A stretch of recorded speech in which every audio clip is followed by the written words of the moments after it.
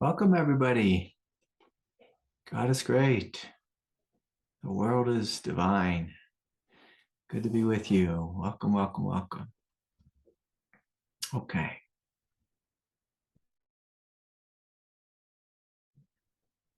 So, a couple things just with the timing of the schedule the next 2 weeks. The next two satsangs will be canceled, one on Christmas Eve and on New Year's Eve. I want to be busy being a father, maybe busy being Santa Claus. So I'll miss you then. Wednesday night, though, let's plan on having a meditation and satsang. If you can stick around. So just be a longer meeting on this Wednesday, the Wednesday right before Christmas. Okay. All right. Well, let's close down our eyes. I invite you to feel into your body and just see if there's any aspect of your human self that could use some love, that could use some compassion. And we're inviting our heart to wake up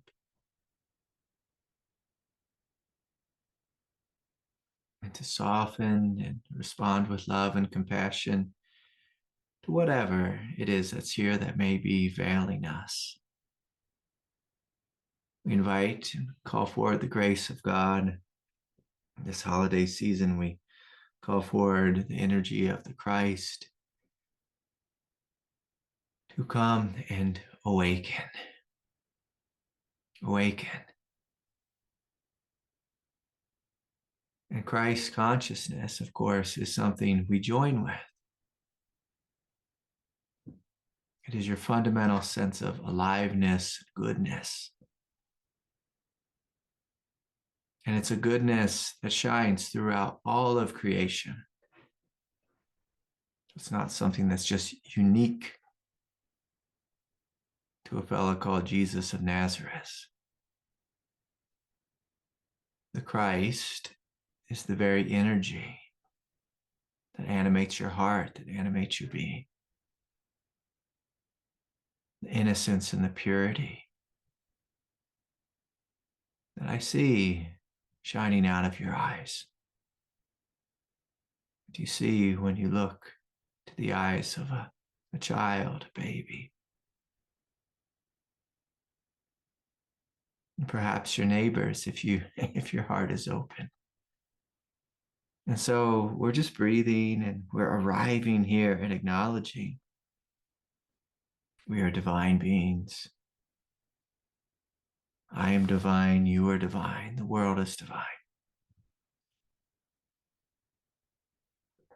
And this can be quite difficult to see sometimes. Sometimes we look out and we just see so much suffering in this world. And this suffering, it is true from a human perspective, but it's also a massive veil.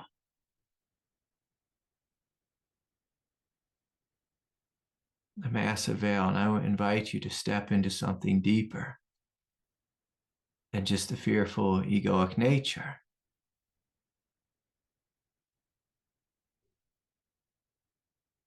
And I'm going to ask you, are you awake to the fact that you are awake? Are you aware to that which is aware? Are you present to your divine and radiant presence? Will you join me in the recognition of your beauty, of your innocence, of your purity? Will you join me in the recognition that you are made in the likeness of the divine? The likeness.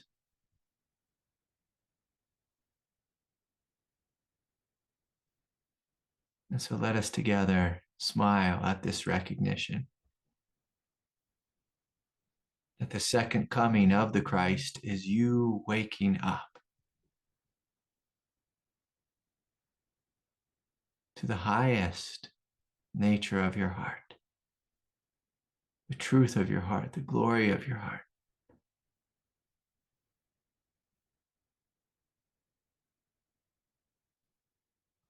And so this holiday season, let this be the focus. You waking up to this energy of the radiant Christ, this experience, this knowing. So we can take a couple more deep breaths, feeling the radiance of your heart, feeling the beauty of your heart, feeling the clarity of that which is awake, recognizing the strength within you of your divinity, the indestructible nature. Now, this nature has lived through all the trials and tribulations of life, and it can still love. It's still innocent, it's still pure, it's still beautiful. So beautiful. And with that, you can open your eyes if you haven't already.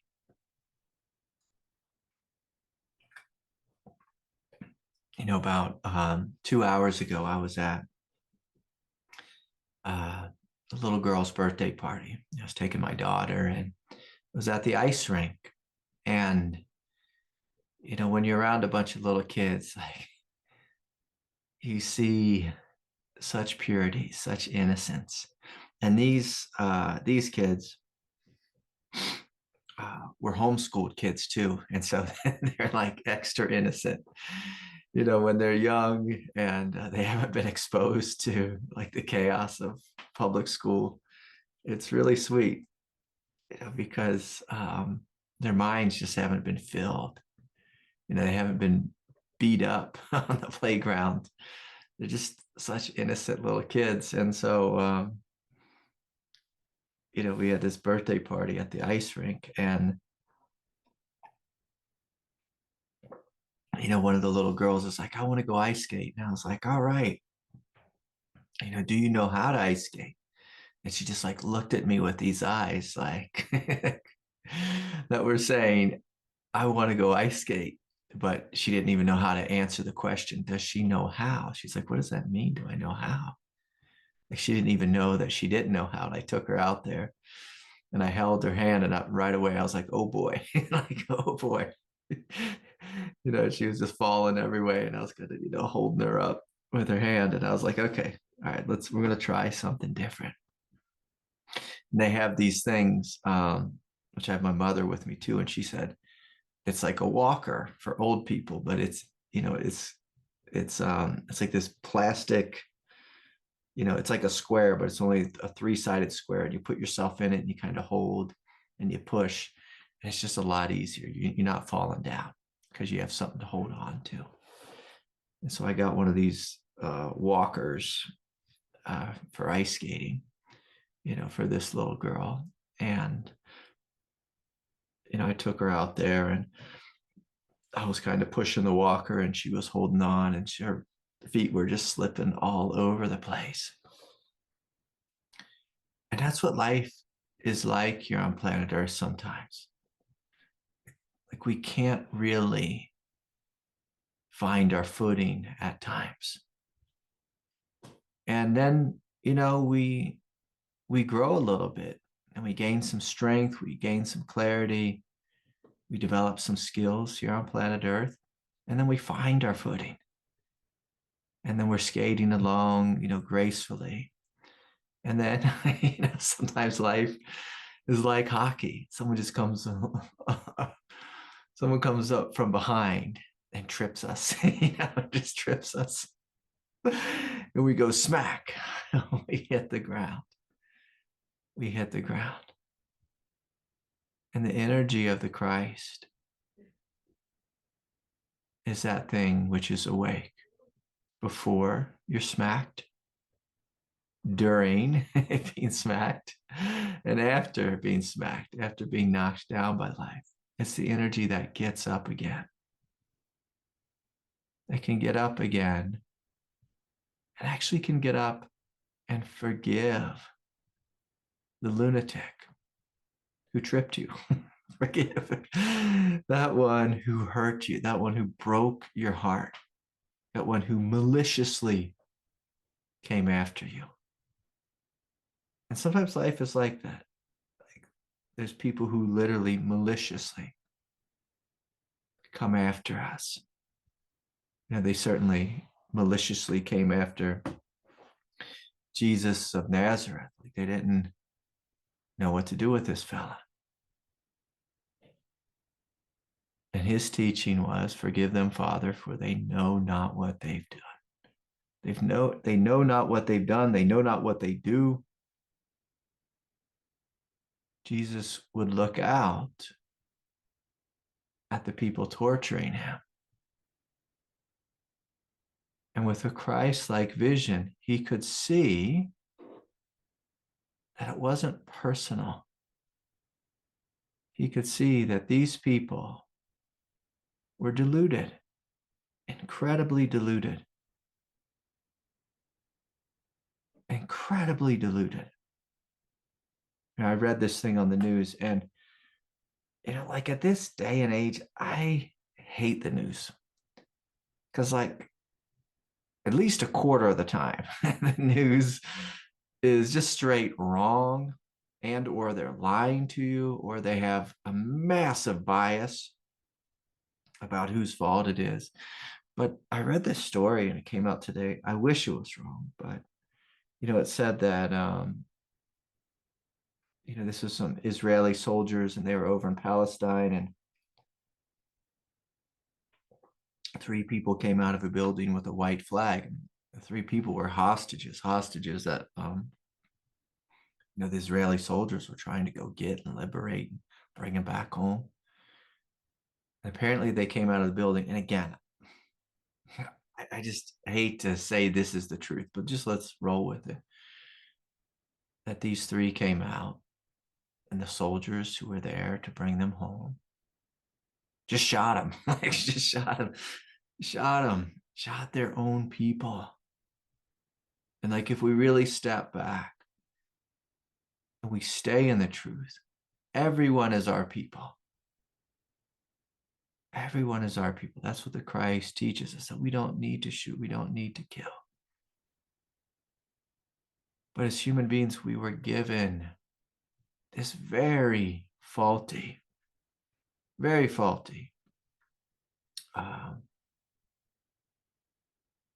programming. It's very faulty.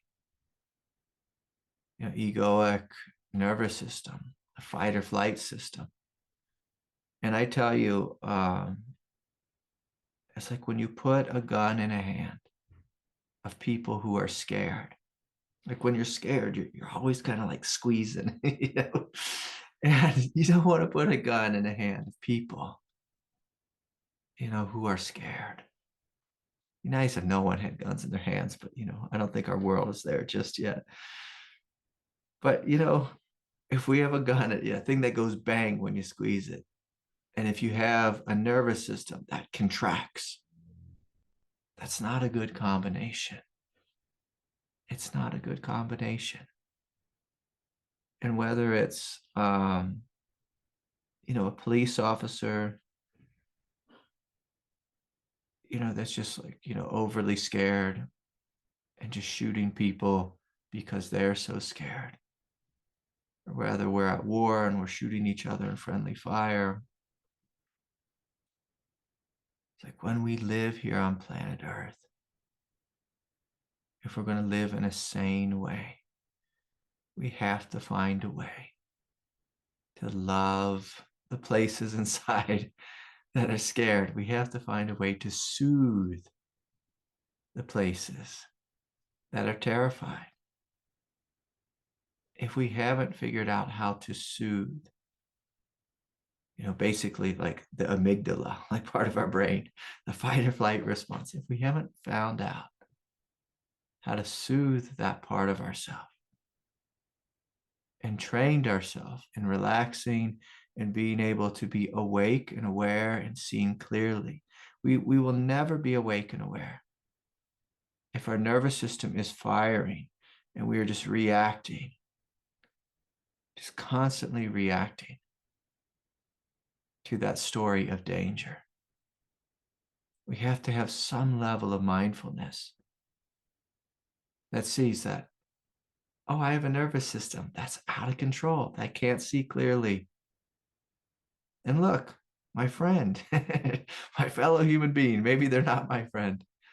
Maybe I think they're my enemy. They also have that same nervous system that's just like reacting. And if the two of us come together and are just reacting, it's an absolute disaster. And sometimes it turns into full-on war, full-on violence. Sometimes it turns into just some nasty words. But the beautiful thing about words is, words don't actually harm our Christ-like nature.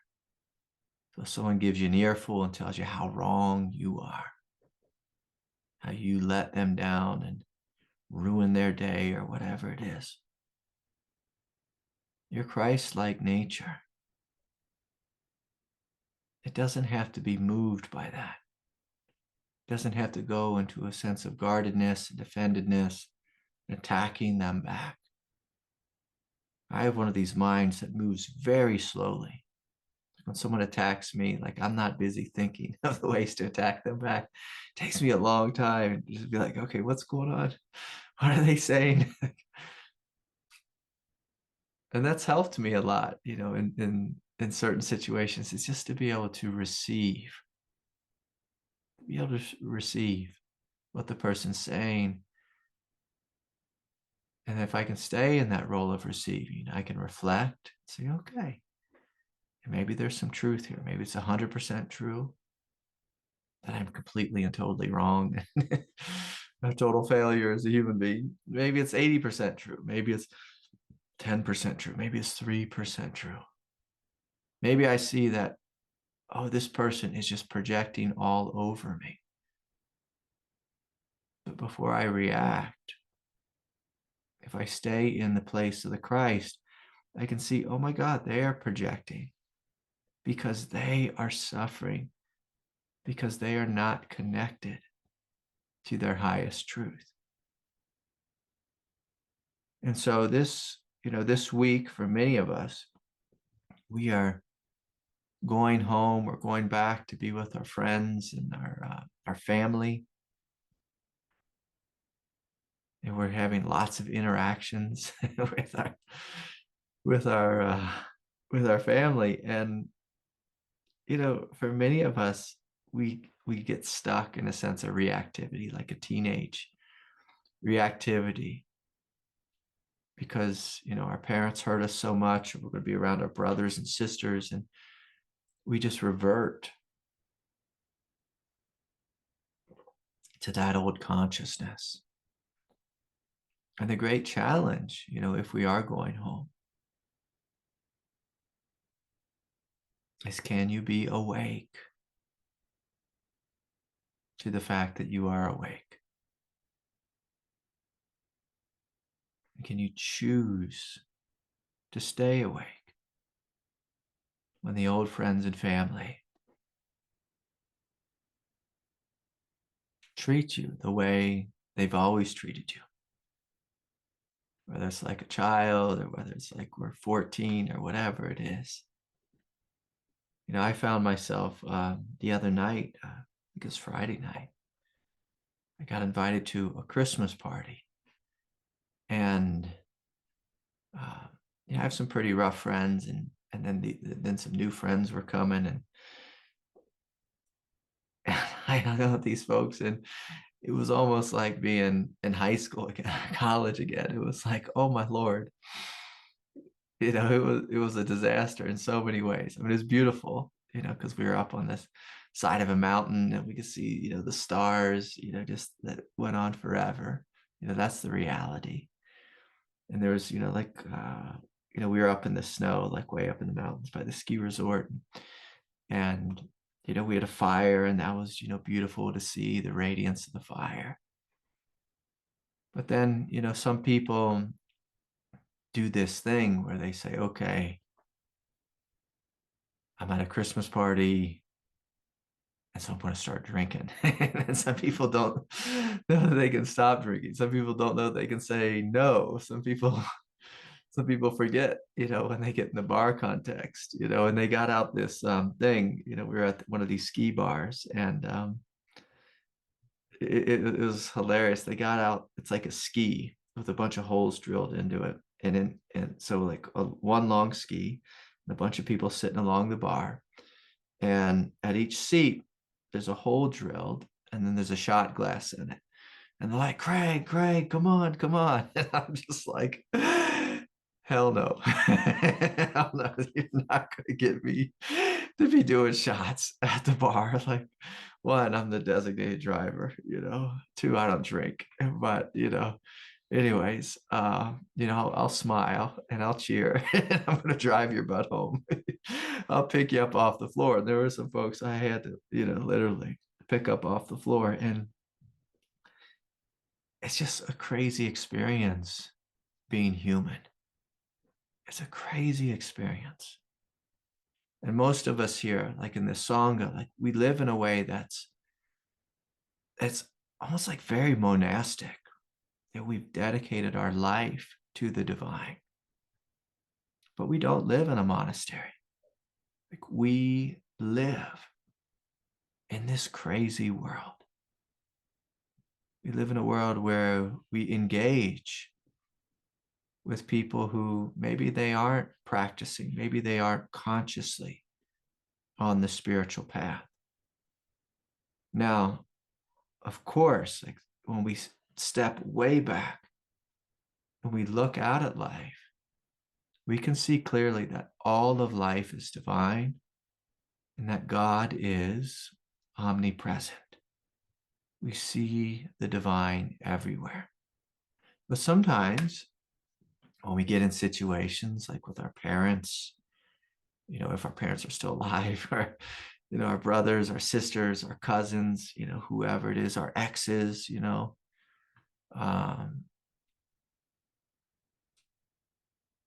we forget. We forget that this world is divine. We forget that this is our path right now.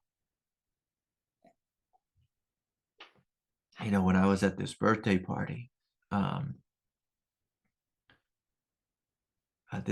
of the moms, she made this giant cake, and she's a baker, and it's just giant cake. And any of us, like when we look at a cake, often our mouths start salivating. And so see, like sometimes it's not the fight or flight response that gets us. Sometimes it's the realm of desire. The realm of desire. And my wife gets so excited about a piece of cake. She gets excited about just about everything. And she was so excited. She's like, oh, you should try this cake. You should try it. And I was like, I don't really eat sugar. And when I do it, it's not a good thing for me. But whatever, we're at a Christmas party. We're at a birthday party. We're at, a time of celebration. And sometimes we forget the truth. And we let ourselves slip a little bit. And for some of us, we let ourselves slip and eat lots and lots of cake. For some of us, we let ourselves slip and, drink too much alcohol. For some of us, we slip and we start gossiping, getting sucked into that gossiping conversation with Aunt Judy, where she's telling us everything that's wrong with every one of our relatives or whatever it is. Sometimes we don't know how to say no. Sometimes we run into someone and immediately, like especially this is true with family members, is we just resort into a state of codependency. And I'm going to, quote one of Jesus's most ruthless teachings, but it's a good teaching. I love it. Where he was saying, let the dead bury the dead. Let the dead bury the dead. And what that really means is we are here to be awake. Let's stay awake. Let's not join with the unawakened and get lost in the realm of the unawakened. That's the dead. That's what Jesus would call the realm of the dead. And the reason it's the realm of the dead is because those individuals who are not awake, they're just spinning. They're just spinning in their mind. They're lost in their samsara. They're lost in their confusion. And it's just like one, big movement of habit. And if you ever feel into habit, it's like the pure energy of habit. There's a deadness about it. It's not alive. And in this Sangha, like the Sangha where we focus on evolutionary enlightenment, our work is to walk in the direction of that which is alive. That which is always being reborn, which is fresh in every moment. Fresh in every moment. Fresh. New. Ever present. When you step into the realm of the ever present, it doesn't feel old and dead. It has this energy of a newborn baby. A newborn baby, if you look into their eyes, like especially a baby, just like a baby, let's say between, let's say, 3 months and, a year or two old, like their eyes are just like, boom, like so open, so big, and they're just looking around. Everything is new. Everything is fresh. I was at my daughter's Christmas performance, and there was this baby who was turned around in its seat and just staring at me and just so happy. It's like smiling, pure innocence, pure joy, pure innocence and pure joy. Just so happy every time, made eye contact with me, just like lighting up my heart. This was my mom, my wife, and like all the ladies were so happy to see the innocence and the purity of this baby. I'm going to tell you all a terrible story though. So the mom is like holding the baby. I can't remember if I told you all this or not, but the mom's holding the baby and, watching the performance. She probably had like a 6-year-old on stage, and then she had a 9-month-old in her lap, and her baby's climbing around and trying, just to, scoot along the chairs and this and that. And, so the baby ends up in her lap. And then this is the most terrible thing ever. The lady drops the baby right on its head. It's just like boom, and it hit the ground, smack, like on a hard gymnasium floor. And that baby is screaming, like any of us would scream if we were dropped on our head. Screaming, just like bloody murder, just like top of its lungs, for 5 minutes. Maybe longer. And she's holding the baby.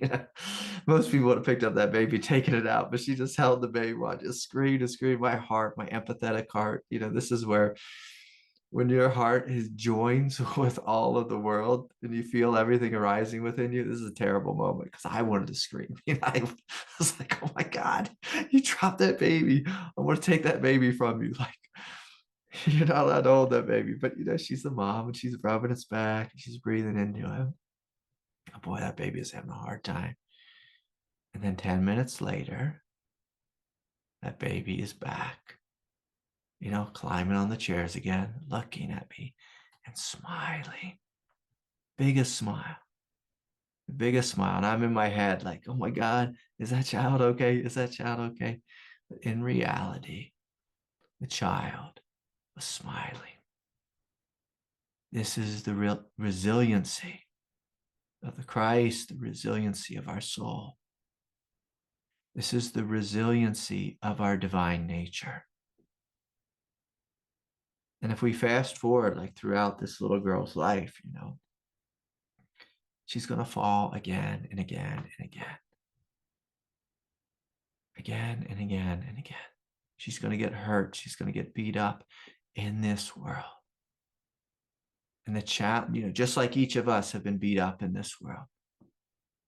Like this is not a world that we come to and we ride on unicorns and float in the clouds. Like that's not the world. We can go to that world, when we pass on and go to heaven. But this world, it's a crazy world. It's a wild world. It's a world where you're skating along and someone comes along and maybe they give you a little trip.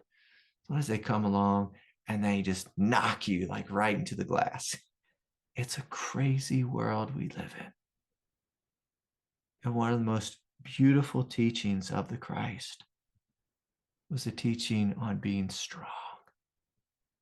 The strength of our divine nature, not the strength of our egoic nature. We have many people who try to teach us that. Often our parents try to teach us to suck it up, get over it, all that kind of thing. But the energy of the Christ teaches us that this which is divine, this which is awake, and you and I cannot truly be harmed, cannot truly be destroyed. And because of this strength, because of this massive, indestructible love, it is because of this that we can forgive. It's because of this that we can let go.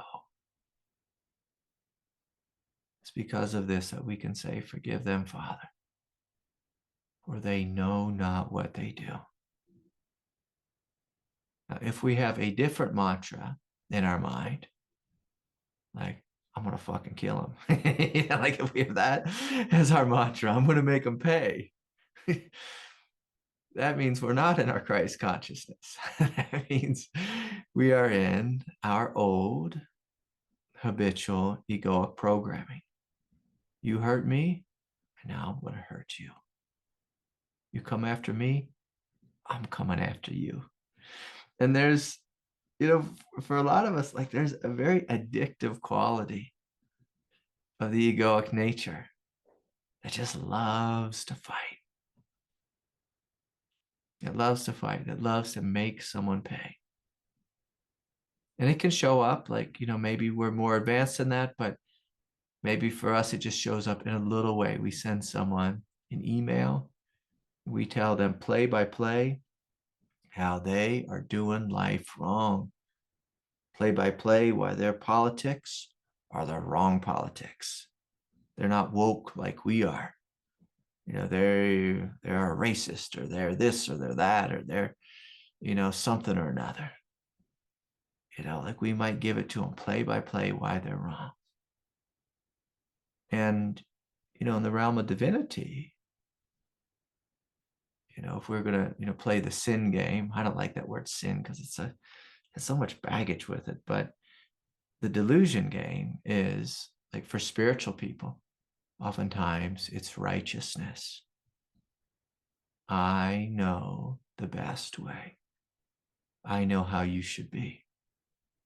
I am right and you are wrong.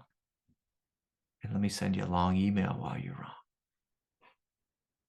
And so that might be the thing, like that might be our demon. It might be that, might not be that we want to kill them, but we're going to, we want to make them suffer. We're telling them how we want to shame them is what that is. And that's one of the beautiful things that Christ brought forward. Jesus brought forward teachings of Jesus was he reached out to the people who were, what's the right word? The unsavory people. Maybe the people on the edges of society who weren't all polished, the ones who weren't righteous. And he went and sat with them. He chose to be with them because he didn't like to be around all those people who thought they were so spiritually pure while they're busy judging everyone, for being a sinner or this or that.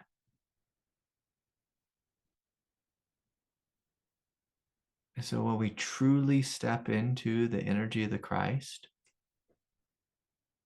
you see divinity in the good, in the innocent, in the pure. But we also see the Christ in the quote unquote ugly, the downtrodden, the mentally, those struggling with mental illness, or those lost in, greed or despair, or lost in crazy mind states. And so I'm going to challenge us all as a Sangha. As we return to our families, or as we just walk about this planet, like, can we look with the eyes of the Christ? Can we look out at creation? And can we forgive creation for being where it's at on the evolutionary ladder? Like, all human beings are at some point on the evolutionary ladder.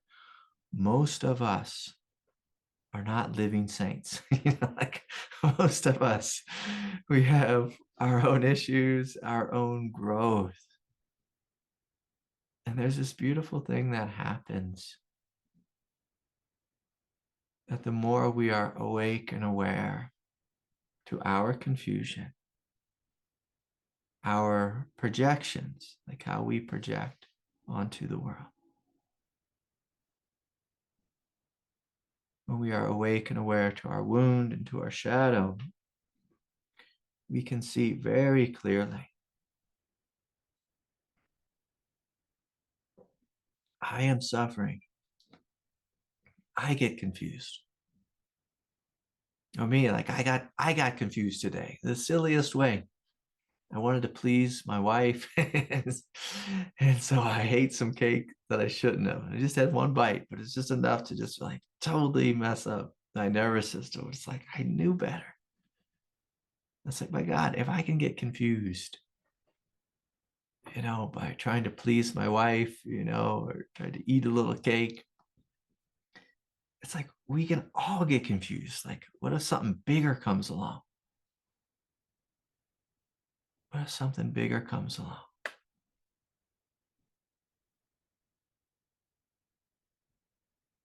Like, many of us, like, we get confused by cake. What happens when something bigger comes along?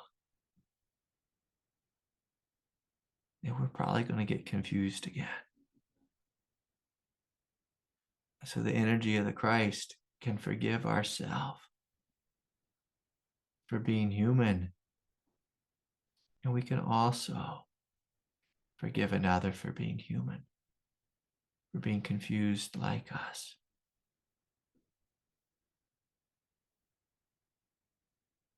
And so this is the great challenge in this world. The challenge of taking the higher road. It's like, who's going to be the first person? Who's going to be the first one to take the higher road? Or do we want to stay on the lower road just with every other human being and just being at war with each other, being at judgment with each other, play the righteous political game with each other?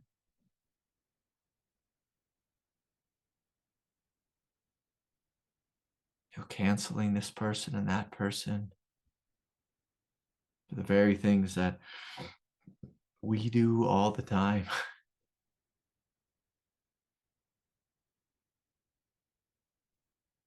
So the great question that Jesus of Nazareth sat with when he sat with Pontius Pilate was, what's the truth? Like, what is the truth? What's the truth?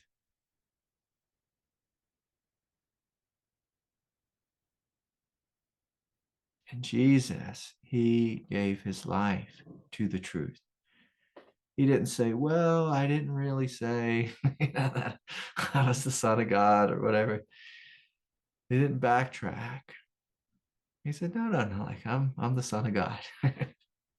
We're all the sons and daughters, the children of God. It cost him his life speaking the truth. For most of us, it won't be so dramatic. For most of us, it will give us life when we speak the truth. And occasionally, we'll offend some people. But more often than not, speaking the truth, living the truth, aligning with the truth will give you new life. New life. And that's what the energy of the Christ is new life. It is not a repetition of the old. It's us stepping into a greater way of being, where we are living in alignment with the highest vibrational frequencies, the energies of love, unconditional love, ever-present love, never-ending love, a love that has no beginning and no end, a love that is always giving birth to new life.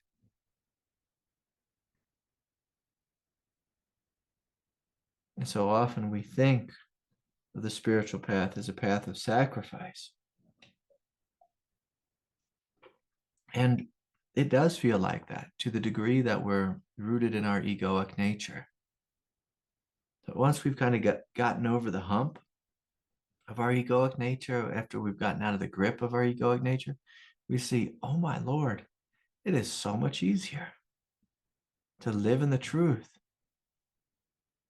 than to live in the lie, the confusion, all that armoring of our egoic nature.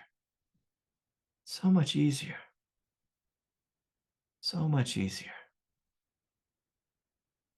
Today, I had a funny day. I was ice skating like 2 hours ago, but if we go back 4 or 5 hours, I was actually swimming outside, which is just amazing. And, when you're swimming, we're in this fluid state. We don't just feel like a giant stuck rock, or an old heavy bag of bones. There's this fluidity about it. And again, this is the energy of the Christ. It's being so fluid, so flexible, letting everything wash over you with no resistance.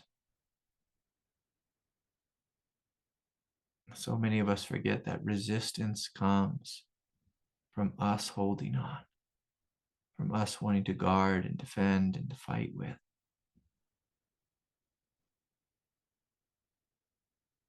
And it creates so much suffering in our life, in our mind, in our heart, in our body, in the physicality of our being.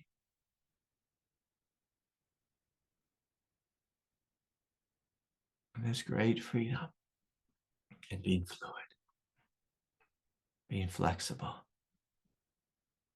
It's the energy of awake awareness. It's not stuck guarding and defending an egoic identity. It's always seen from this space of intelligence. And it sees that the world is so beautiful, so absolutely divine, and simultaneously so absolutely crazy, so absolutely crazy.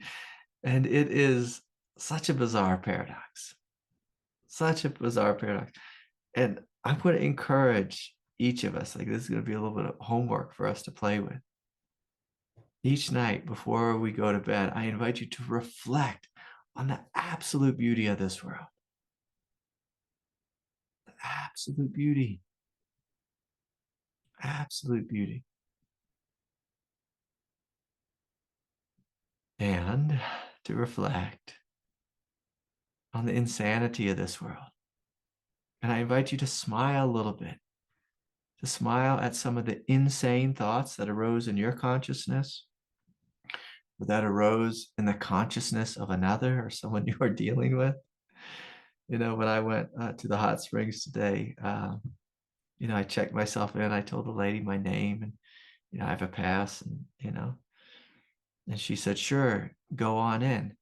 And I was like, okay. And I just walked in and then, you know, I got all the way in and, you know, she chased me down, started yelling at me. What do you think that I just know who you are? And, you know, this and that. And I was like, what? Like, what's going on here? And she's like, you think you can just walk in? And I was like, oh, I'm sorry. Like, didn't I say my name? And she's like, I don't know who you are. And I was like, okay, like, you want me to go back and like spell my name for you or what? And like sometimes my name Holiday, it has two L's in it.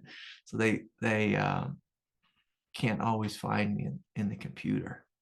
But I even told her Holiday with two L's, but you know, maybe she was multitasking or whatever, but you know, she was so angry at me. And you know, her projection was like I was taking advantage of her or something. And my projection was, I have a pass. Here's my name. I walk in, like it's no big deal. And normally the people know me here. This was, you know, someone new. She didn't know me. But anyways, it's like sometimes we just get so offended. And I think she actually said something sarcastic to me, like, sure, go ahead and walk in. And I heard, sure, go ahead and walk in. You know, it's like, it's just wild being human. It's wild. And so I'm going to invite us all, like each night as we go to bed, can you reflect upon the beauty of this divine creation? The absolute beauty of this creation. And whether it's just like looking and seeing the magical beauty of your hands and just the fact that you can move your hands. You know, I was out on the ice today and there was a little boy and he was in a wheelchair and, you know, like he couldn't move his legs. And here I was gliding along in my hockey skates, you know. I was reflecting like how fortunate I am to have a body that mostly works. mostly works. It works, you know, mostly. And just the beauty of being on ice, the feeling of gliding on the ice, the beauty of being able to ice skate and swim, you know, in a single day, the beauty of my daughter and the beauty of the big blue sky and the warmth on my face, the beauty of my little friend Doodles and, you know, how special he is. The beauty. Like we have this new priest at church and it's this fella from Nigeria. And my God, he's such a beautiful man. He has a big booming voice. And he just welcomes the energy of the Christ in the room. I'm so happy to have him. So happy to have him in my life. And then, you know, to laugh a little bit at the insanity of this world, the craziness of this world. And it can be helpful to have a little exercise of this, because sometimes as human beings, it's very easy for us to be so dualistic. We get stuck in the world's a terrible, unsafe place. Like if we're fight or flight consciousness, or if we get stuck in our mind where we're always judging ourselves and thinking we're the worst, we can get stuck in that kind of thing. Where we look in the mirror, we're like, I'm bad.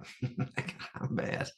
And if we can just smile at that, just kind of like break that habit down a little bit, break down that insanity, and look in the mirror one more time and see, oh my God, look at this beautiful one. Look at this beautiful one. And for some people, they can't look at their body in any way because they start judging it. But one of the tricks, if you have really strong judgmental ego, is to look just directly into your eyes. Just look in a mirror and look just at your eyes and see like the sparkling radiance shining out of your eyes. And often after we've made contact with this purity of being, like the purity of our consciousness that we can see just like directly in our eyes, then you can look at the rest of your body and see from a place of love. That's what's here is God's creation. What's here is an absolute miracle. An absolute miracle. And that's one of the other great things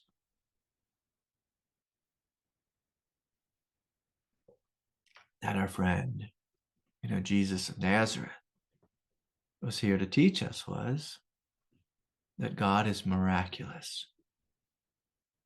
That God can do anything. God can do anything. And so like today we are hearing the story of Mary and Elizabeth, both getting pregnant. The Immaculate Conception for both of them. And it's very easy here in the West, for us to go into a state of consciousness where we are so rational and we're so skeptical. And sometimes like we're just, we have a projection where we're so tired of like a church calling us a sinner or whatever. And we're like, no, that's not really what happened. Really what happened was, they were having sex before marriage and, whatever. She's a sinner just like me. And why can't the church just accept her? And look, maybe that's the truth. Maybe that is the truth. But let us also remember that the Creator can do anything and does do anything. We just look out at the night sky and see all of creation. We don't think that God can make someone pregnant. God will certainly gives life and certainly takes life. And sometimes we just get so stuck in our rationalistic, materialistic worldview. Now, Amma, who's pictured behind me, I've heard countless stories that she, I'm going to use this word, I don't know if this is the right word, but she's impregnated so many women who could not have babies. And they came to her, they threw their selves at Amma's feet. And she touched their belly. And all of a sudden, something began to take place. And some of the stories are quite wild. Like if you read any of the stories of, like this actually has happened so many times with great saints, great sages. But the stories that I loved, like with Amma, with Sai Baba, was often, the person would become pregnant and they'd be pregnant for something crazy, like 2 years. Like they'd have to walk around this giant belly, which, would be a terrible thing, but, they wanted a baby, and it's a miracle also. And they'd go to the doctor would do like an ultrasound. That big belly would just be empty, would just be empty. And then one day a baby would come out. And there were these stories, with Amma, where, like a villager would come to her and, say like, we really want a baby. We can't get pregnant. And Amma would say, just keep praying, do this ritual, whatever, the baby will come. And then the mama would start to get big, like she was pregnant, but then it would go past the 9-month mark. And then, like in some of these Indian villages, all the moms, or excuse me, all the villagers would start saying that the woman was possessed by the devil or something was wrong with her, and start to make fun of her. And, probably in the same way, like with Elizabeth or with Mary, and ostracize them. And then, eventually comes this beautiful baby. This beautiful baby. And so whatever the historical truth is, like I could care less about that. What I would invite for all of us as we step into the Christ, we know that God is the boss, and God can make anything happen. Anything happen. God can heal all wounds through the power of love, the power of forgiveness, power of surrender. And God, of course, can create. Just look out at the world. Look out at the world. And the beautiful thing about the Christ is we have this creator within ourselves as well.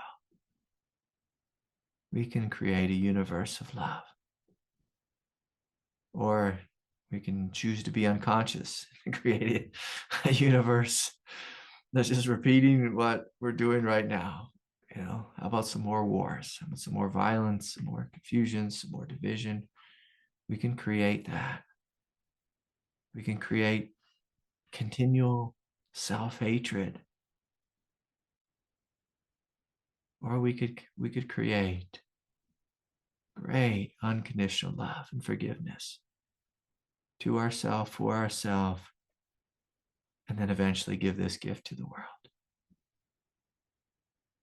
And so anyways, I'm going to invite us all just to play with this little activity at night, where you see the beauty, you reflect upon the beauty of this world, and you reflect upon the insanity of this world, and see if you can allow your consciousness to be big enough to hold both.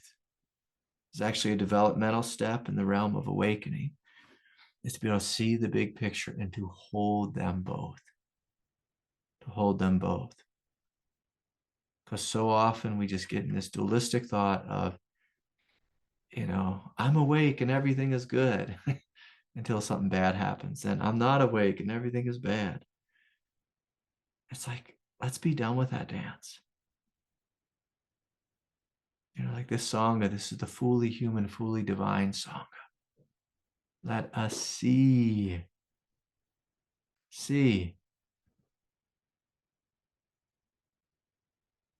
the truth of this world.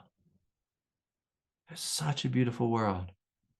And it is absolutely an evolutionary world. Absolutely. Okay. So if anyone has a question, you're welcome to bring it forward. Someone emailed something, and someone wrote something. Okay, let's see. Someone emailed me a question. Hi, Craig. This is from a dear friend. Hi, Craig. My sister, who I loved, passed away a couple weeks ago. As a part of my healing journey, I had to put up a boundary and had no contact with her for the last year or so. I ignored her text until right near the end. We did meet a couple of weeks before she passed. There was some reconciliation between us. At her funeral, I felt a lot of hate, a lot of hatred towards me from some of her friends and my siblings' friends. Although I feel I made the right decision at the time, I don't feel good about any of it, and I feel further alienated from my family.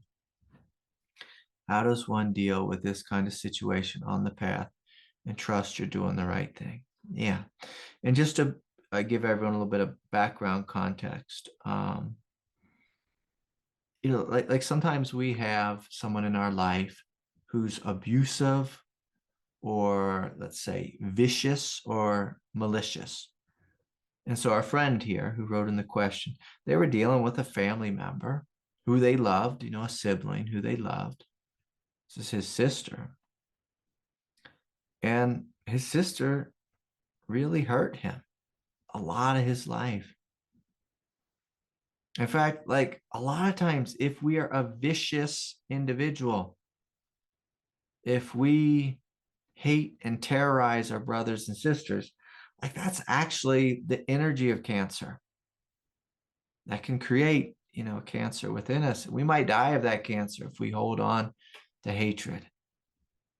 And our brothers and sisters might have to put up a boundary around us if we're always, being vicious with them. And there's times in this world where it is fully appropriate to have boundaries. I had someone recently I've had to deal with the last couple of weeks. I had to have some real boundaries with them because they've hurt me so much, like so much. Now, I still have an open heart toward them. I still shine love in their direction.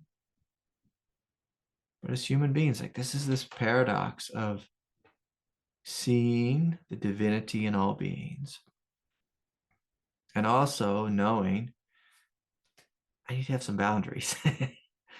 Boundaries doesn't mean we need to shut down. It just means like maybe we need to create a little space between me and them.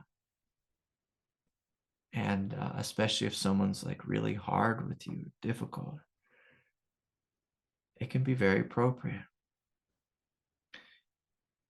And, if our friend who we have boundaries with, like is on their deathbed or whatever, or if they've spent the last 4 years telling the world that we don't talk to them, they're still going to do their dance, that we're bad, we're wrong. Their friends might hate us. Like we've all been in situations like this where we are wrongly, there's another experience of Jesus of Nazareth, wrongly accused. There's a crowd of people hating us. And I want to just press the pause button. And I want us to work with this skill of stepping out of the personal perspective and stepping into the mind of God. When we are wrongly accused, it's so easy to be just stuck in our personal perspective. They don't like me and this isn't fair. Like that's a normal human perspective to have. It's a rational perspective. That's like a psychological perspective. But if we step way out of like the current hellish experience that we're having, just basically judgment of others, and we step into the mind of God and maybe even ask like, what is God doing? What is God teaching me? What is God showing me? How is the divine challenging me to step into a greater aspect of my being? I've been in this situation many times in my life where a lot of people don't like me. They hate me. They're judging me. It feels terrible. No one wants to be in this situation. But often, like when I was in this situation, I would step way back and try to step into, quote unquote, the shoes of the divine, the shoes of God. What's God trying to teach Craig? And we have to be careful. If our ego is there, it'll say, God's trying to teach me I am bad and I am wrong. But that's not the truth. In a situation like this, God is trying to teach us how strong our soul is. That the fires of judgment can blaze all around us. But if we stay in that which is awake, that which is aware, if we stay in this space of clarity, if we stay in a space of love and continue to open despite, like those hungry wolves that are circling us,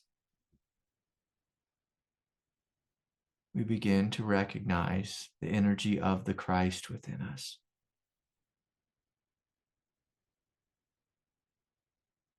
But my God, is this like these are the most challenging moments when we are being publicly humiliated or publicly judged. It is so hard to stay awake in these moments. But this is what God is challenging us to do, is to stay awake. And when we are awake, we see, that no one will ever truly understand our experience. No one will understand the relationship that we had with our sister. No one will understand that. No one will understand how she treated us, how she wronged us, how she belittled us, how she made fun of us. No one will understand this. No one. In fact, the beautiful thing about a situation like this where we are so, in a sense, I'm going to use this spiritual word, we're so screwed. We're so screwed. Because if we go out and tell the world, hey, she did this and this and this and this, you can't say all the bad things that the person who just suffered and died did to you. You can't go out and say that to the world. No one wants to hear that. She harmed me. She did this. She did that. In fact, if we say that, we'll look like a real jerk. We'll look like a real jerk. And they'll judge us more. They'll be like, yeah, see, the sister was right. He is the jerk. And so you'll find that God literally puts us in situations. The intelligence of the universe puts us in situations. Terrible situations, painful situations. But situations where we are given the opportunity to recognize our divine nature, the strength of our divine nature. And let me tell you, I want to just be crystal clear here. I hate this teaching. I hate offering this teaching. I'd love to align with your egoic identity and say, this shouldn't happen. This isn't right. Poor you. But see, that's not the truth. Not poor you. Lucky you. Blessed art thou. Blessed art you, who was thrown in the fire and was persecuted this way and that way. Because you're the one who's going to learn that your soul, that your presence cannot be destroyed. But the mistake that 95, if not 99% of us will make when we're thrown in that fire, the fire of judgment, we will say, this isn't fair, this isn't right, I don't like how this feels. And then we'll just start spinning in our psychological nature, saying, this isn't fair, this isn't right, I don't like the way this feels. Poor me. And listen, from a human psychological perspective, yeah, poor you. It hurts, it sucks, it's terrible. It's a terrible place to be. It feels bad. The thing that I used to have, I used to have this mantra, my psychology was screaming, this isn't fair, this isn't fair, this isn't fair. And then I would wake up and just acknowledge, the truth is, life is not fair.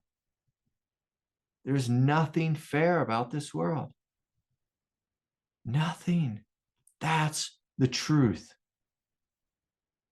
That's the truth. And if you ever see just that image of that boy hanging on a cross, you're like, oh yeah, life's not fair. Like life is not fair. That's the truth.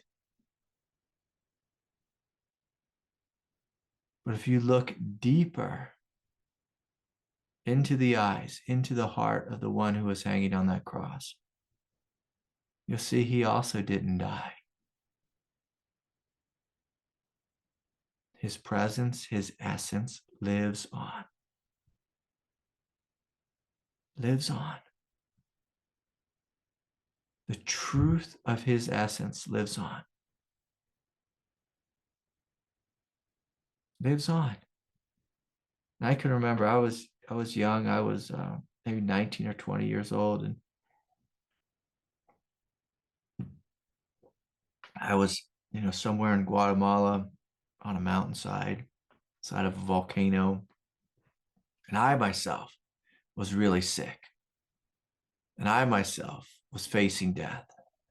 And I myself called out to that one who died, supposedly died 2,000 years ago. And I called out, Jesus, be here with me. And boom, he showed up. He showed up. He didn't say, don't call out to me, I'm dead, you fool. He showed up. He showed up. He brought some friends, brought two other friends. And he sat there on my bed. And he flooded me with his love. I supposedly was physically dying, but wasn't really dying because the Christ was there, filling my body with new life. With new life. And so this is a challenging thing. Like when we are judged, when we are attacked, and again, like many of us, we might go home this week for Christmas and we might face our family. They may have hatred towards us. They may have judgment toward us. I mean, almost every family has all kinds of judgment towards all the other members of the family. And so ultimately, at the end of the day, your job is to listen to your heart and to hold on to this truth. To hold on to the truth that your heart knows what is best. That these fools around you, again, I don't mean to be so harsh, but fools because they are foolish, foolishly judging you. They don't know what you went through. And so the great question is can you forgive them for not knowing, not understanding what you went through? And just like there's all kinds of times when we judge another human being, we're like, that person's an idiot. Like they're an idiot. But we don't know what's going on in their life. We don't know. We never really know. My job, like during the week, is to really sit with, some of you, I sit with all kinds of people. And my job is to see you fully, to hear you fully, to acknowledge you fully. I drop the ball every day. I drop the ball. My eyes don't work. Dyslexic. Sometimes my heart is confused about what's going on in your heart or your experience. Like I get confused. And I'm a quote unquote professional. And it's like, and I say that with a smile. It's like, I do my best, but I fail. And it's my job to give you my full attention. Like we all get confused. And part of being awake is just this recognition that human beings are very confused creatures.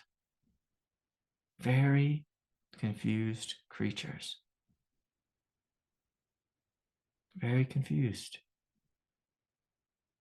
We project our confusion onto the world.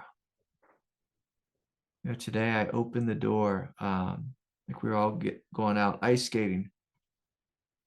I opened the door and Doodles and Buster, they ran outside and they jumped in the car. They're like so excited, wagging their tails, like they're ready to go ice skating. And I'm like, what are you dogs doing? You're not going ice skating. Go back inside. Like, what's wrong with you? And it's like, we get confused. We get confused. We see everyone's going outside. We think we're going outside. We think we're going to the party. Sometimes we're not. Sometimes we're not. Sometimes it's just not the truth. It's just not the truth sometimes. And so, how does one deal with this kind of situation? The big thing is love yourself first, trust yourself first, trust your gut, listen to your truth, follow your truth. And when you follow your truth, it's a hard path. A lot of times people are going to judge you. They're not always applauding you and saying, you did it. You came out. Like, we're so happy. We all love you. Sometimes you come out and people are like, I hate you more now. It's like, damn, like I'm living my truth and y'all are attacking me. Like, what the hell kind of coming out party is this? Like, sometimes life is so mean to us. But our job is to listen to our truth, follow it, despite what the confused people around us are saying. And so, just in a compassionate way for your own like human inner child psychological nature, love that boy, like love him, like love the one who's being attacked, love the one who feels that life isn't fair, like love him, hold him, like nurture that one inside. Because like when everyone is betraying you, there's a tremendous amount of loneliness there. And I've had that experience a bunch, feeling like really lonely. And so it's so important that you are loving you, you are holding you, and use this as a time to connect more deeply with your relationship with God the Father, God the Mother. And I'm even going to say this, like if you reach out to your sister on the other side and say, hey, sis, we had a tough run. I am so sorry for my part. And like, I want to say this sounds crazy, but like I can feel your sister here right now. And she's saying, I'm sorry. I'm so sorry. I hurt you. It's bringing like tears to my eyes. I'm so sorry I hurt you. I'm so sorry I hurt you. I will suffer. I will suffer.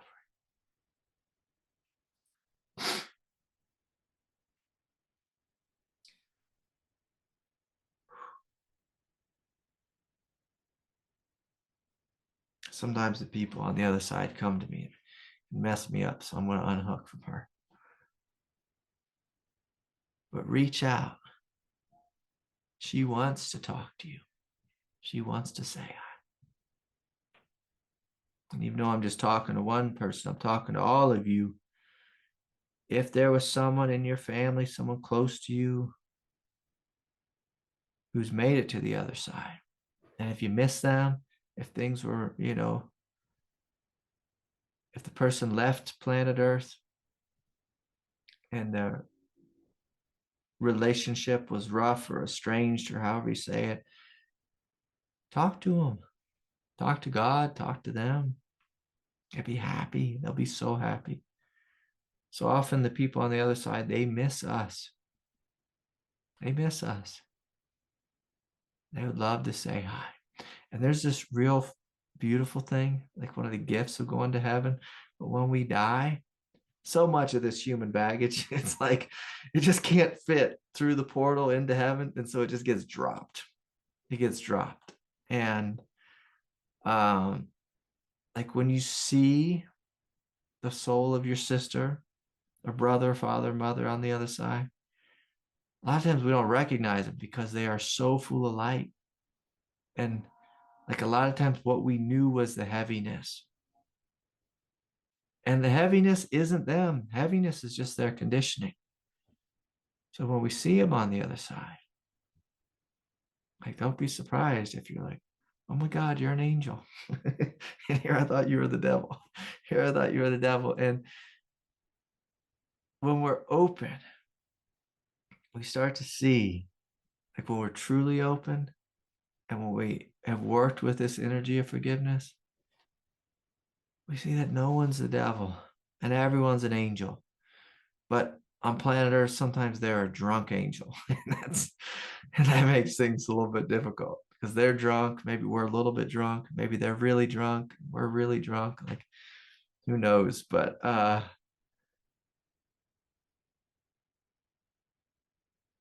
when you really see what people are, you see they are not that maliciousness. That was their programming. That was their hurt ego. And they're not their ego. Like, that's not the truth of them.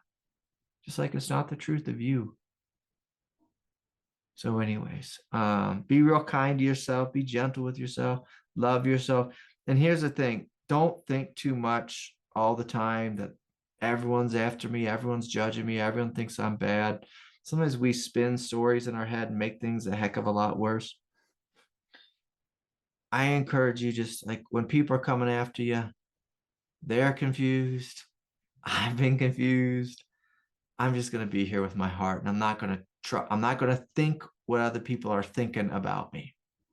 I'm just going to let them be in their world, and I'm going to stay in my world. Okay. All right. It's getting late, but it seems like there's some more questions, so I'm just going to keep going with it. Hi, Craig. Last couple months, I've mostly realized that my unique path is in this lifetime. I'd like to turn this gift into a career, but have some fears around it. I fear that if it takes a long time, that I will have to keep jobs that I do not like. You will have to keep jobs you do not like. I'll just say that. Also, I fear that I will not make enough money doing it since it is unique. Thank you. Yeah. So look, in an evolutionary world, oftentimes we have to work jobs that we don't like while we are walking in the direction of the truth.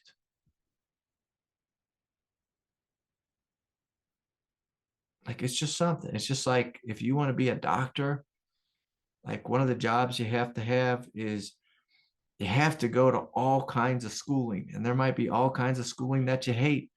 And you might have to do that intern thing at the hospital, and you might hate that. Like, you might want to have a little holistic health center, and you might have to have like 10 years of schooling and a working as an intern. Maybe you have to work as a waiter to pay for your schooling. I don't know, but like, that's just the reality of this world. I would love it if you think it and then it comes. Sometimes that happens. Sometimes it's miraculous. And it's just like, boom, I think it and then it comes. But for a lot of times, like if it's like a big aspect of our spiritual journey, it's normally not think it and it comes.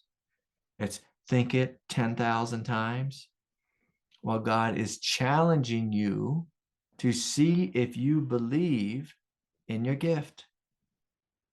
And you'll have all kinds of naysayers come to you and say, you can't do that. That won't pay the bills. Like, you can't do that. There's too many of those already. No one needs that. Like, in a sense, that's the devil come and harassing you when you have your 40 days in the desert. And your job is to say, get behind me, Satan. I know the truth.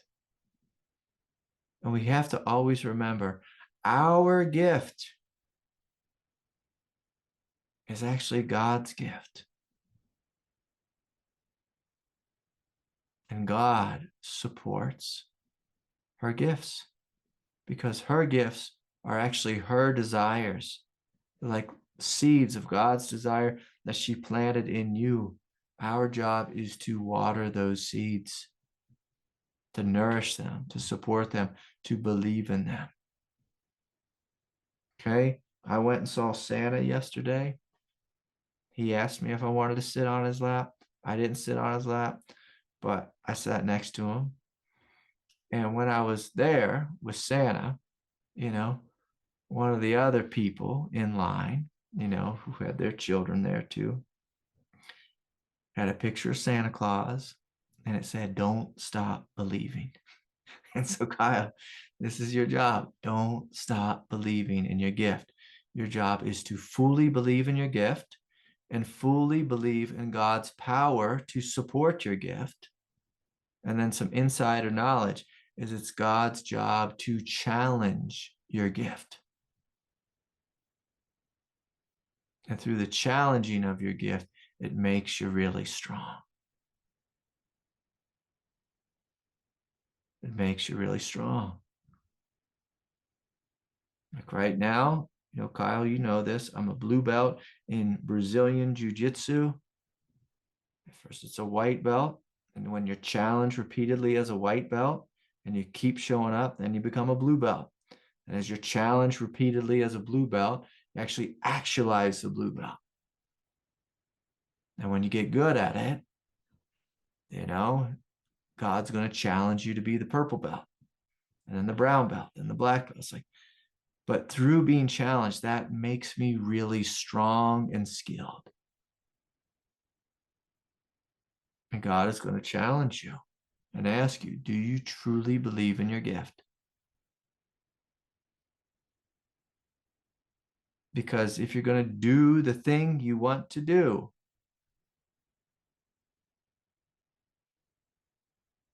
you have to face fear. You have to work with fear. You have to be not afraid. I don't know if that's how you say it. Not afraid of fear. Like you have to look at fear and have courage and say, like, I don't care that fear is here. I don't care about fear. Fear is irrelevant. The truth is what's relevant. The manifestation of this gift is what's relevant. My little girl the other night, she had to get up in front of the whole school and sing Noel, Noel. She had a little part in it. You know, the stars, the angels, something, Noel, Noel. She had to stand there and sing Noel, Noel. Like she had to do it despite her fears.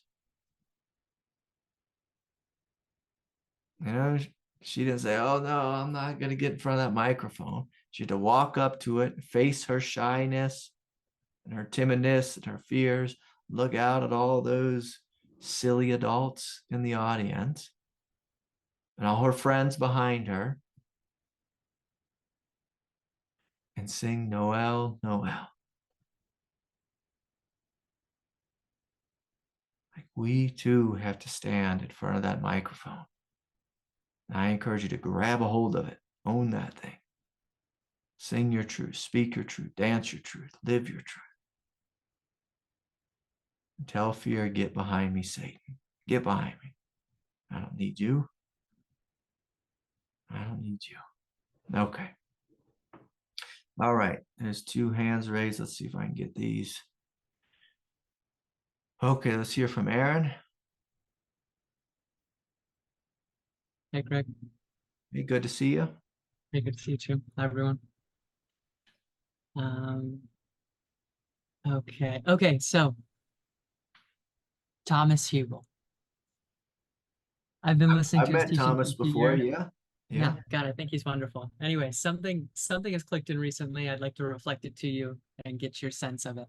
I feel like it's all over the place, and Thomas just not just saying it, but in his process work with people, really embodying it over again, helps to click for me. But he has this way of when people are trying to push past something, they bring something to him and go, oh, you know, Thomas, this fear and it's chronic illness. I've been with it for decades and da-da-da-da. And he has this way of slowing them down and bringing them right into what they're experiencing presently and going, this is your life. This is your life. And your life is the intelligence of the divine coming forward. There's no other way for it to be. So being with your life is the way. And he just has this nice way of embodying it. He doesn't have to be too explicit. He brings people right in. And it helped me come into myself and go, all of this is it. the dissociation and the difficulty and the complex PTSD and the addiction, and allowing it to just be in my experience and arise. That doesn't mean that I follow it. That doesn't mean that I just effortlessly give in. It's just, oh, but this is what's here. This is my life. And I can just be with it and bow before it very deeply. And that's opened up a whole nother level of kind of like embodied spaciousness. Beautiful. Yeah, it's so beautiful, and kind of things almost self-liberating at times. Now, I've gotten into lots of messes as well, and this, that, and the other, but I wanted to get your reflection on that teaching too. And just here, I know that it's late, so I don't expect you to give something really full, but just kind of hear you riff on that a little bit. Yeah. Well, the funny thing about Thomas, like I met Thomas once at it's like a dinner party or something, and he walked in the room, and I looked at him, and I was like, oh my God, I'm in love. Like, he is like the most strikingly handsome man. And I was like, I almost started drooling. I've a big heart, and I can fall in love with anyone pretty quick, but he's a strikingly handsome fella. And of course, he has incredible charisma and a beautiful transmission. And what he's offering is incredible. I mean, this is like, if we were going to be psychologists, like the most dumbed down version of what he's doing is basically validating this is your experience. And one of the things, like, is, if we're going to be a therapist, like, this is what we do all day, is someone comes to us and they're like, I'm experiencing this and this and this and this and this, and we fully validate it. And there's something that happens just in ego psychology when we fully validate someone's suffering. That place within us, that's like amped up like this and holding on and gripping, it just begins to relax. And like you said, like, what we experience is a greater, like, direct experience of spaciousness, because our ego is not so inflamed. But like, when we're out in the world, most of the time, it's like what the person was writing the last question about. No one validates us in the world. Like, oftentimes the world argues with us. Oftentimes they tell us we are wrong. And oftentimes we are arguing with our own self. Often we are telling our own self that we're wrong. And one of the great gifts, like I was speaking about with this mother who dropped her poor child, but she picks up that child and she lets it scream while she breathes deeply and rubs its spine. Just letting you know, like, it's okay to scream. It's okay to scream. It's okay to like, just to cry your eyes out. It's okay. But for so many of us, like, we have this message, like I got this message from my father. It's not okay to scream. Don't make any sound. Be quiet, shut up, get over it. Sometimes, like, we do this in the non-dual realm. Take the big perspective and just, but it's like, it's very hard to take the big perspective if our emotions are raging, or if we have 10 different voices within us that are raging. And a great, question is can we be with what's here? Can we fully be with what's here and not make ourselves wrong in any way? Because if you look at, like, the direct experience, let's say, of, I don't care if we will call it the non-dual mind or the non-dual heart, it's always allowing everything fully to be here. Like, the non-dual heart's not saying, You need to get over your pain so you can be enlightened. Like, it's not saying that. Like, the non-dual heart is fully open. And if there's sadness here, it's crying, it's grieving. It might be moaning, it might be, oh, just like whimpering in such a big way. The non-dual heart, like our true heart, isn't saying you should be different than how you are. Like, it's already forgiven us. It's already understood that there's humanness here, and it fully allows it. It fully allows it. And like, if we allow this teaching, that Thomas is offering to be for the world, we see that the whole world is just, is suffering so greatly. And can we allow them? Can we allow ourselves? Can we allow them? Can we allow all of life to be as it is? In a sense, like, if we're good Buddhists, this is the teaching, like letting everything be as it is. And for a lot of us, like, we take that teaching as like some cold, dry thing. But when you let everything be as it is, often you might burst into tears, because what is grieving in this moment. I find it very difficult to get through a day without grieving, because there is so much tragedy. There is so much tragedy. And if we like involve the hara, like in this teaching in any way, when the hara is really open in a fearless way, we are not afraid to grieve. We fully welcome grief. We fully welcome every feeling that is here. The hara is not saying, I'm really going to be enlightened when fear doesn't exist. Like, if fear is here, we let the fear flow. We let it flow through our system. I'm going to say something silly, but we let ourselves pee our pants. It's like, we're like, I'm so scared, I'm so scared, I'm so scared. So we let all of that be here. But this presence is big enough to allow fear to run through our body, to allow heartache to run through our body, to allow sadness. This is a fun one, to allow anger or rage to run through our body. And see, like, it's a very delicate line, because a lot of us are like, I don't want to feel any of that stuff, because as soon as I feel it, I start to believe my thoughts and I get lost in illusion. But you have to trust that your mind, your presence, your heart, your presence, your hara, and your presence is big enough to feel it all.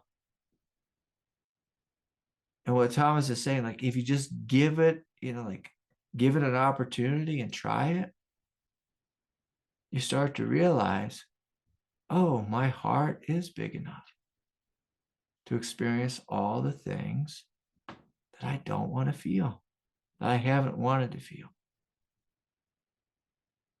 But this is like a different type of faith in God, because I've been kind of rolling with this Christian theme tonight, this Christ theme tonight, that having faith in the Christ, that the Christ is bigger than the pain. What our Freudian superego has faith in is that id is bigger than me, and if I open the door to the id, it's going to overwhelm me.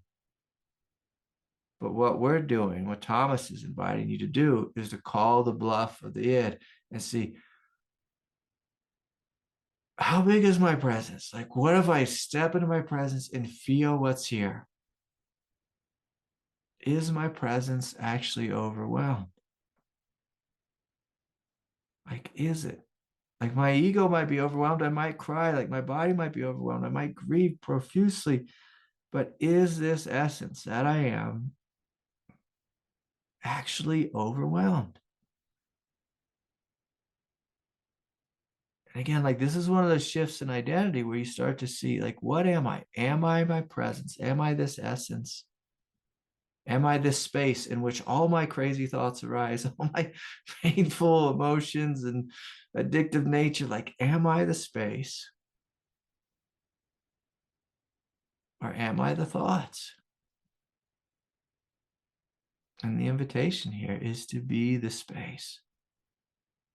And of course, when we are the space with things that are really difficult, you also have to be the love. You also have to be the love. And to do this for an extended period of time, you have to be the strength. And again, then it's head, heart, gut. It's head, heart, gut.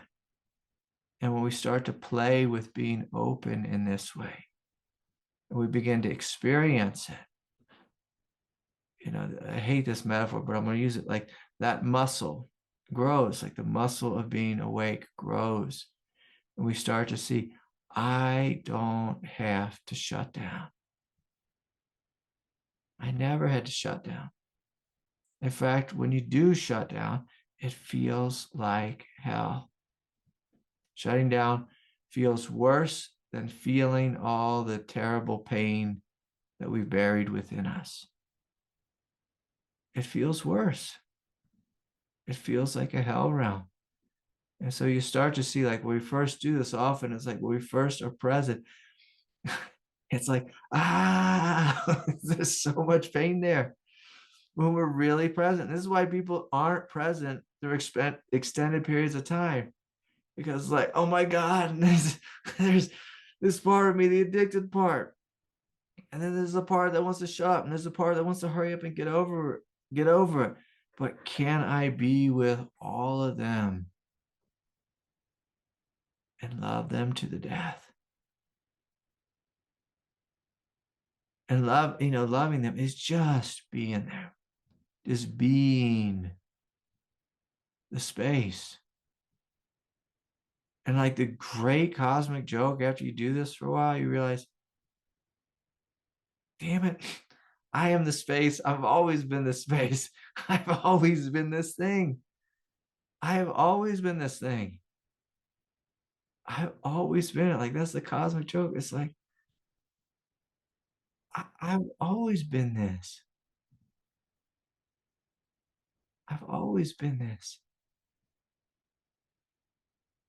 I've always been this supreme innocence.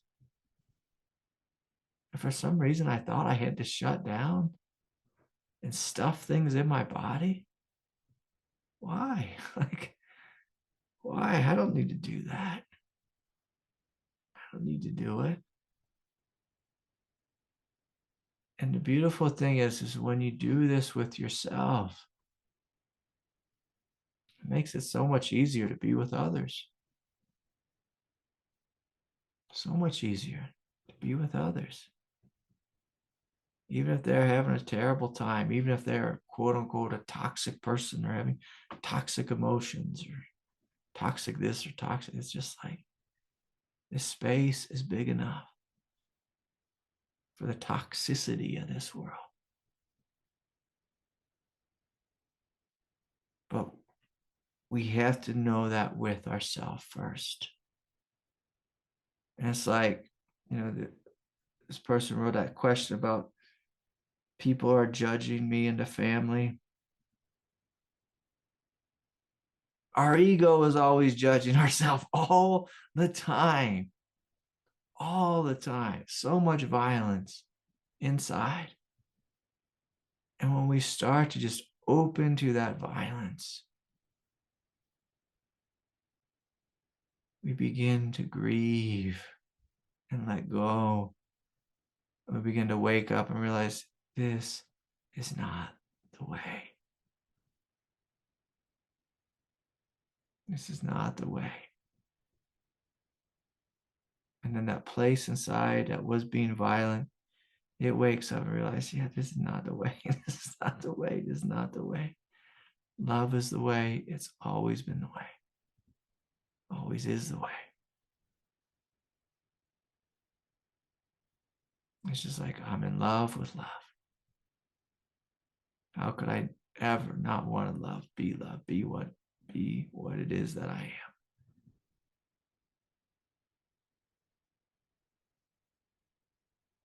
And so anyways, please, everyone, this is a great invitation. Thomas Hubel, courtesy of Aaron, is inviting us to be with the fullness of our experience. The most wonderful thing we can do with ourselves is to sit and open and to be with what's here. And my God, like, I hope we all meditate every day. This is what meditation is. This is what it means to be awake, is to be open to what is. To what is. And it's just, this little basic math with this dance is if we're thinking a lot, we probably re-identify with our ego. If we're feeling a lot, we're headed in the right direction. We're headed in the right direction. But if we start, what a lot of people do, they make this mistake, is we start to feel, and then it's a psychological game. People can't even see themselves do it, but as soon as we start to feel, we go up into our head and just start thinking. And that's not it. Come back to the feeling. And I would say this, does not be politically correct, but it's just like, be stupid simple. Just feel. And notice, feelings don't kill you. The willingness to be open with what is. That's the doorway of awakening. That's the doorway to the indwelling Christ. That's the doorway to the understanding, the recognition that the Christ is everywhere. Everywhere. Everywhere. And things start to get a little trippy when you see the Christ coming to you with a mean face. With a mean face. The mean face, you see, oh, that's the Christ too. That's the Christ too. There is no devil. That's the Christ too. That's the Christ too. And so anyways, so much love to you, Aaron. So much love to everyone. Wednesday night, we'll just meet a little bit longer. We'll combine meditation and satsang because no satsang on Christmas Eve. That's the time to be Santa Claus. So much love. So much love. So much love. Good night, everyone. See you soon.